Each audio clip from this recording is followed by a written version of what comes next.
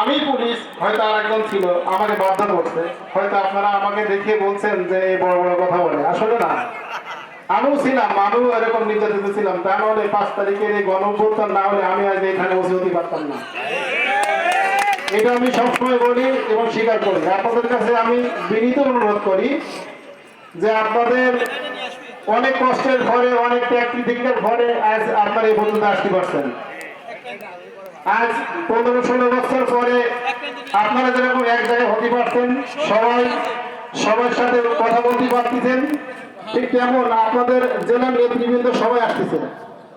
আপনাদের বিএনপির সকল নেতৃবৃন্দ জেলায় যারা আছেন তারা সবাই কিন্তু এই মঞ্চে আসতেছে। আমি আপনাদের কাছে বিনীত অনুরোধ করবো যে যে সুযোগটা আসছে সেই সুযোগটা সদ্ব্যবহার করেন।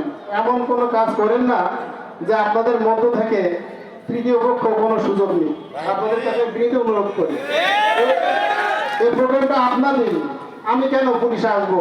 তারপরেও আমি আসলাম, আমার থানার সামনে আসতে হবে, মনও চাই আসতে। এটা একটু মনেরও টান দেয় যে এখানে তো যাই, কথা বলি।